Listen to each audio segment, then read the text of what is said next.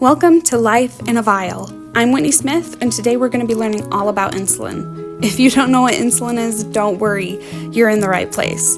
Let's not waste any more time and jump right in. So, insulin, what is it? Everyone has this thing called a pancreas. It's located in the abdomen behind the stomach. The pancreas plays an important role in digestion and blood sugar regulation. Inside your pancreas, there are beta cells. They produce the hormone, you guessed it, insulin. So what does insulin do? Well, every time you eat, your body breaks down food into glucose, or a simple sugar, basically. That sugar, glucose, enters into your bloodstream and travels to every cell in your body.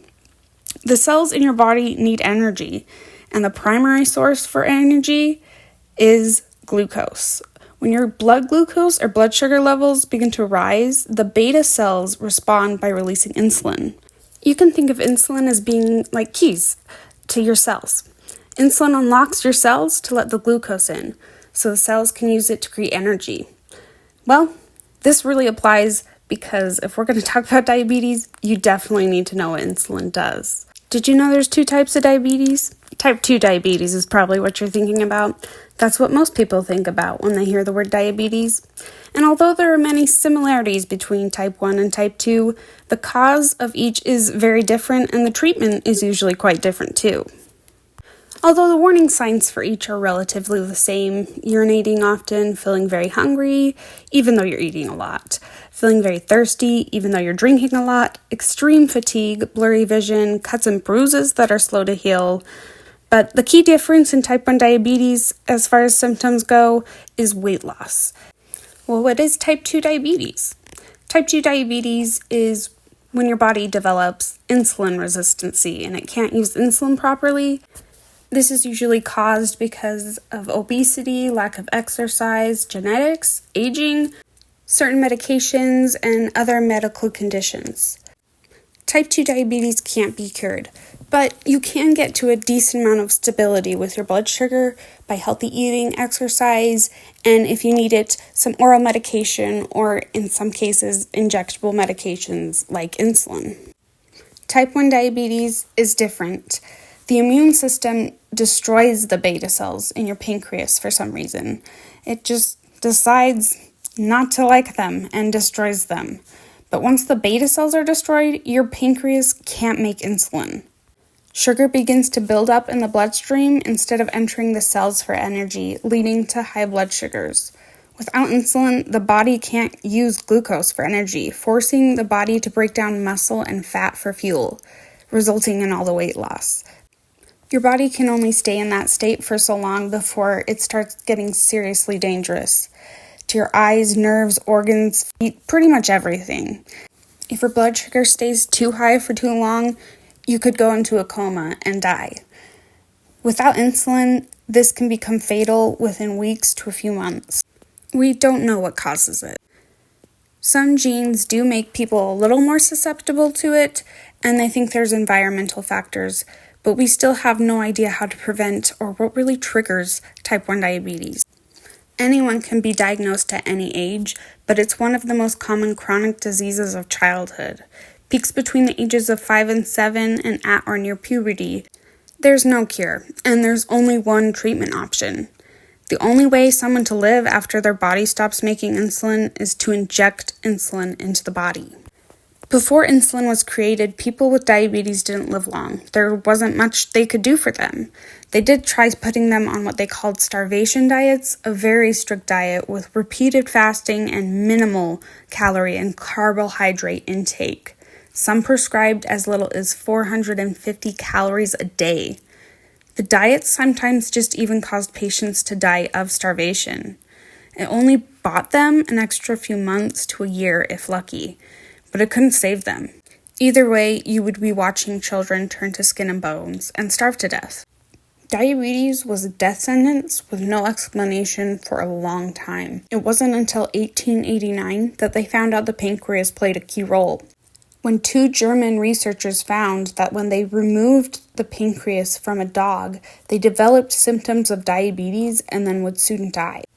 There were lots of hands at play and many baby steps that led to the discovery that led to a Canadian surgeon, Dr. Frederick Banting, reading an article in 1920 that gave him an idea of how he might be able to break down the pancreas in a way that could leave him with just the beta cells that produced insulin intact. He took his idea to John McLeod, a top professor at the University of Toronto, and they began to work on a plan. McLeod provided Banting with the labs he needed to conduct their experiments and brought in an honors research student, Charles Best, who specialized in testing blood glucose levels. On May 17, 1921, the experiment started. Unfortunately, at the time, there were no alternatives but to perform their experiments using animals, and unfortunately, they had to use sweet dogs. McLeod provided them with 10 dogs. They would remove the pancreases from the dogs, making them diabetic, and then they would make a pancreatic extract from the dogs' pancreases and test their effects on the blood sugar levels of the diabetic dogs by injecting them with this extract. Unfortunately, things weren't the most sanitary, and lots of the dogs died from infection. Apparently, Banting had to buy dogs off of the street. Their experiments lasted from May to December in 1921. In total, they used 33 dogs. They had finally figured out how to make an extract that would lower insulin levels in the dogs. However, it needed to be purified more, and so they brought in James Collop, who purified the pancreatic extract, making it safe and effective for human use. January 23, 1922, Leonard Thompson, a 14-year-old boy, became the first person to receive insulin. There are ongoing debates about who did what and when, and who actually really discovered insulin and figured it out. This shows the complexity of scientific discoveries and how it's often pointless to try and locate a single moment in time when someone found it or figured it out. Regardless of who did what, these 4 men all played a role in creating the first insulin that saved human lives. I'm grateful to all who played a role in getting insulin out into the world, and that includes all the dogs too. Dr. Banting, Charles Best, and James Collop sold the patent to Eli Lilly for insulin for $3, $1 each, because they wanted it to be accessible for everyone.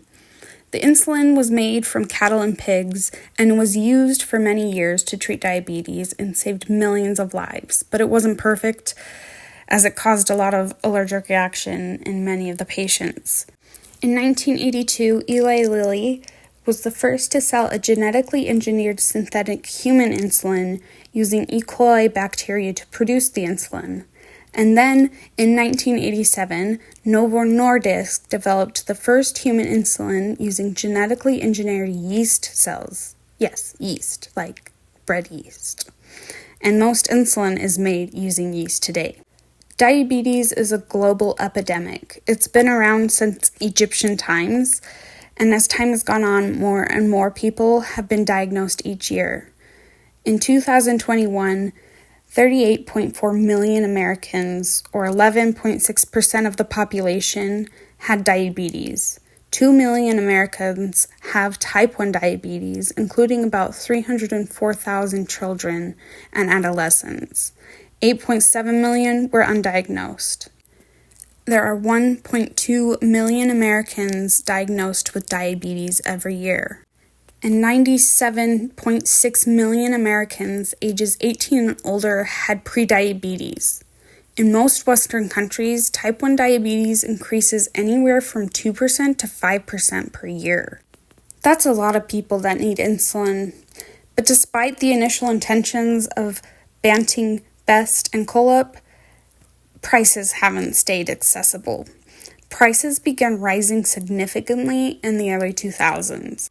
Several factors contributed to this, including limited competition among the 3 major pharmaceutical companies that dominate the insulin market: Eli Lilly, Novo Nordisk, and Sanofi. With the introductions of new insulin formulas, then the complex pricing system involving pharmacy benefit managers and insurance companies, things have gotten crazy. In 1996 to 2010, the price of insulin started increasing gradually as newer synthetic versions of human insulin were introduced. Then, in 2010 to 2015, prices skyrocketed, with some insulin products tripling in cost.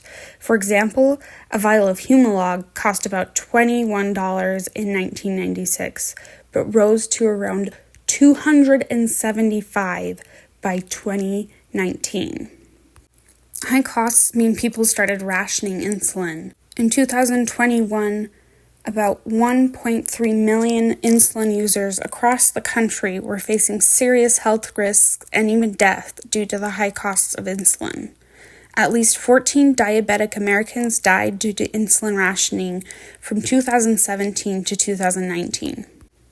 As the struggles of diabetics were coming out, the public outrage and the political pressure grew. And in response to this crisis, some states introduced price caps and manufacturers faced increasing scrutiny, ultimately leading to major price cuts from 70% to 78% on insulin, and was announced in 2023. These price cuts took effect on January 1st, 2024. However, not everyone can get the insulin cheaply still, and the country's poorest people seen at these nonprofit clinics are now charged even more. Jamie Bennett, a spokeswoman for Novo Nordisk, said in a statement, "Unfortunately, the complexities of the U.S. healthcare system can reduce access and affordability for many. Even when we lower our prices, too often people don't receive the savings. This is a problem." There are other companies working to provide lower-cost insulin. However, insulin is just one part of the equation. What about all the other diabetes supplies like syringes, pump supplies, test strips, the doctor visits? People who use syringes need two types of insulin, a fast-acting and a slow-acting insulin. People with diabetes have a higher risk of developing infections, celiac disease, gut issues, mental health conditions, and more, which can require more expensive treatment and therapies. This isn't just a problem for those suffering from diabetes. Many people with chronic illnesses are facing very similar situations. As we move forward into the future where more and more people become sick with diabetes and other serious illnesses, and new and improved medications hit the market, the prices for medications and healthcare will continue to rise. How much longer will the people stand for this? How much longer are they going to suffer? And ultimately, how is the U.S. going to fix this? Thank you for listening to Life in a Vial. If you would like to learn more about diabetes or donate to help find a cure for type 1 diabetes, visit Breakthrough T1D at www.breakthrough.t1d.org or visit the American Diabetes Association's website at www.diabetes.org.